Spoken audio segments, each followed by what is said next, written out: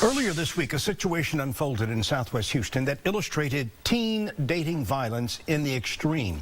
Now, this morning, we wanted to use this terrible situation to shine some light on an often hidden problem. Fox 26's Rita Garcia is here in the studio with more. Rita. And Jose, you know this latest case, that 17-year-old boy facing aggravated assault charges for shooting his 16-year-old girlfriend in the neck. Now, this happened on Tuesday morning on Heatherton Hill at Regal Oaks Bend in Southwest Houston. Police say the two had gotten into an argument. They were in the girl's bedroom at the time when that shooting happened. Well, not all of the situations get that far out of control. The issue of teen violence is a big one, especially with the start of the school year. So joining us this morning is Isabel Martinez.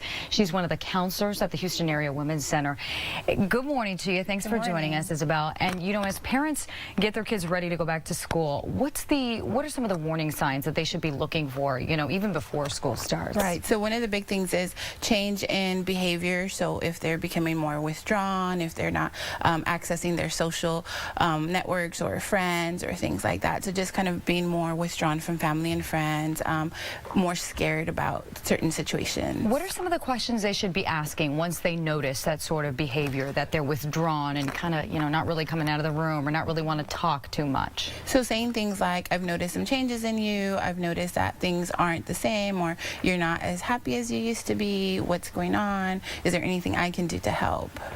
Okay, so as far as talking about what parents can do to help, you know, you see so many youth come through your office all the time as a counselor. So what are some of the biggest issues that they tell you that they face, or what are some of the feelings that they tell you they feel? Right, so a lot of them is feeling powerless, not being able to access services. You know, this is a very shameful thing for them, and so wanting to be in control, but at the same time having someone else controlling them, and so not really wanting to tell parents like, oh, my partner is abusing me, or telling their friends like, oh, these are some things that are happening with me. So just being able to access services is very difficult for them because there's no one they can talk to. And when we talk about these victims, it's not just girls, I'm assuming, that you see. I mean, you know, there's also an issue when it comes to teenage boys.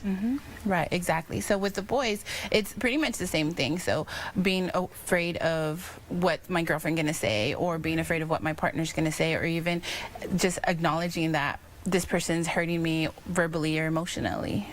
Isabel, do you find that kids come forward to you more so than they would turn to mom or dad, or a sibling at home maybe? Right, and oftentimes once they're able to access the services, they do open up more with counselors, simply because we are non-judgmental. We just accept them and validate their feelings and let them know that what they're experiencing is normal as far as how they're reacting to what's happened. And oftentimes parents want to make decisions for their teens and say, don't do this or don't do that. And so we're there, hey, you just tell me what's going on, talk to me, and I'm here to listen. Okay, so where can we find you? Where can these teenagers, if they're watching this morning and, you know, maybe they're scared to come forward, where can they access this help that you guys are able to provide? So they can definitely call the Houston Area Women's Center hotline. It's 713-528-2121 and ask to speak with a counselor or schedule an appointment with a counselor, and we'll do our best to help them. All right, absolutely. Well, that number is on the screen right now, so kiddos at home or teenagers at home can go ahead and lock that phone number in, and all that information is safe in the hands of Isabel. Thank you so much for coming in. We appreciate it.